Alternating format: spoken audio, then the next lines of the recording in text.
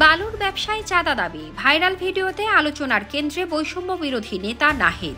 বালুর ব্যবসা করতে হলে দিতে হবে 1 লাখ টাকা চাঁদা, এভাবেই চাঁদা দাবি করছিলেন বৈষম্য বিরোধী ছাত্র আন্দোলনের নেতা নাহিদ হাসান খন্দকার। এই ঘটনার ভিডিও ইতিমধ্যে সামাজিক যোগাযোগ মাধ্যমে ভাইরাল হয়েছে, যা নিয়ে চলছে তুমুল আলোচনা সমালোচনা। 2 মিনিট 41 সেকেন্ডের ভিডিও ক্লিপে দেখা যায় নাহিদ হাসান খন্দকার এক বালু ব্যবসায়ীর কাছ থেকে 1 লাখ টাকা চাঁদা দাবি করছেন। তবে ভিডিওতে অপর প্রান্তের ব্যক্তির চেহারা দেখা যায়নি। ভিডিওতে বালু উত্তোলন ও পার্ক নির্মাণ নিয়ে আলোচনা হচ্ছিল।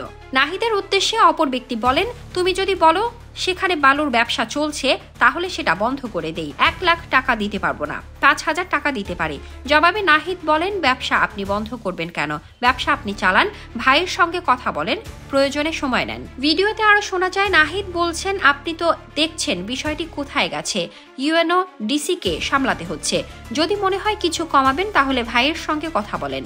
আমি চাই না আপনাদের কোনো সমস্যা হোক, জানেন তো সংগঠন চালাতে গেলে কি কি করতে হয়। এ বিষয়ে গণমাধ্যমকে নাহিদ হাসান খন্দকার জানান, রংপুর নগরীর হাজিরহাট এলাকায় একটি ইকো পার্কের নামে অবৈধভাবে বালু উত্তোলনের খবর পেয়ে তারা সেখানে যান। পরে বেলাল নামের এক ব্যক্তি তাদের শিমুলবাগ কমিউনিটি সেন্টারে আসতে বলেন। সেখানে গেলে তাকে টাকার অফার দেওয়া হয় এবং তাকে ফাঁসানোর জন্যই এই পরিকল্পনা করা হয়েছে বলে দাবি করেন নাহিদ। গত 24 নভেম্বর রংপুর মহানগরের বৈষম্য বিরোধী ছাত্র আন্দোলনের 6 মাস মেয়াদী আহ্বায়ক কমিটি গঠন করা হয়, যেখানে নাহিদ হাসান খন্দকারকে মুখপাত্র হিসেবে ঘোষণা করা হয়।